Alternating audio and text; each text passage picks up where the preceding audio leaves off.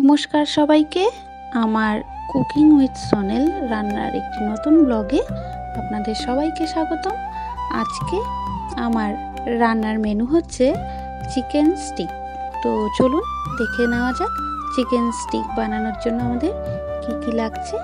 একটা হলুদ bell paper নিয়ে নিয়েছি, একটা গ্রিন ক্যাপসিকাম নিয়ে নিয়েছি, আর লাগছে পেঁয়াজ আর টমেটো। আপনারা টমেটোর জায়গায় রেড বেল পেপারও ইউজ করতে পারেন। সব সবজিগুলোকে আমি কিউব আকারে কেটে নেব। চিকেনটাকে আমি আধ ঘন্টা আগে ম্যারিনেট করে রেখেছিলাম। ম্যারিনেশনের জন্য আমি যা ব্যবহার করেছি সেগুলো একটু বলে দিই।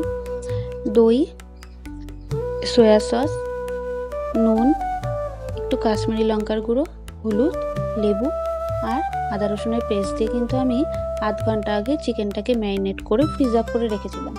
আর এখানে যে স্টিকটা আমি ব্যবহার করছি সেই স্টিকটা আপনারা যে কোনো গ্রসারি শপে পেয়ে যাবেন, আপনারা সেখান থেকে স্টিকগুলো নিয়ে নিতে পারেন। দেখুন সবজিগুলো কিন্তু আমার কিউব আকারে কাটা হয়ে গেছে। এবার আমি সবজিগুলোতে একটু নুন আর একটু গোলমরিচের গুঁড়ো দিয়ে মাখিয়ে কিছুক্ষণের জন্য ঢাকা দিয়ে রেখে দেব। অন্যদিকে আমরা চিকেনটাতে কিছুটা কর্নফ্লাওয়ার আর কিছুটা ময়দা দিয়ে ভালো মতো ম্যারিনেট করে নেব। স্টিকগুলো জলে ভিজিয়ে রাখার কারণটা হচ্ছে স্টিকগুলো তাহলে যখন আমি ভাজবো তেলে স্টিকগুলো পুড়ে যাবে না, আর অপরদিকে যখন আমি এই সবজিগুলো বা চিকেনগুলো স্টিকের মধ্যে ভরবো তখন কিন্তু চিপকে যাবে না। আমি চিকেনের মধ্যে একটি ডিম দিয়ে দেব।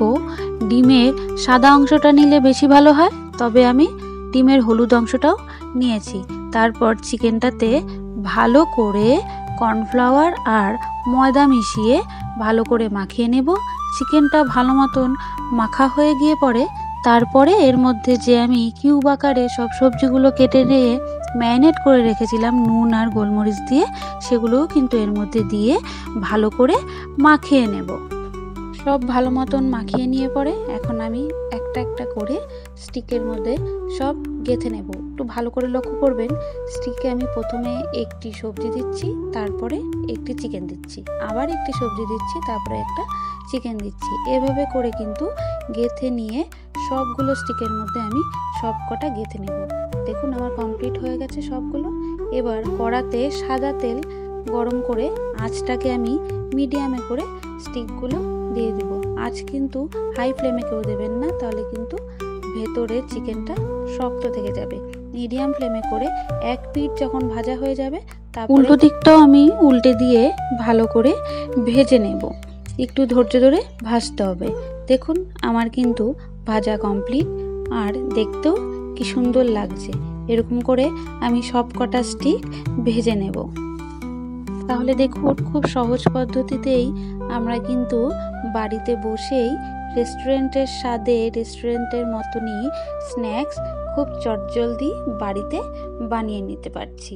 আর এখন শীতকালে এই খাবারগুলো কিন্তু এক কাপ চায়ের সাথে খুব ভালো মতনই জমে যাবে। আমার রেসিপিগুলো আপনাদের কেমন লাগে জানাতে কিন্তু ভুলবেন না। এই ফাঁকে আগের ভিডিওতে একজন কমেন্ট করেছে, একজন দিদি, যে দিদি ভাই তোমার রান্নার রেসিপিগুলো আমার খুব ভালো লাগে, তোমার রেসিপিগুলো দেখে আমি বাড়িতে ভীষণভাবে রেসিপিগুলো ট্রাই করি।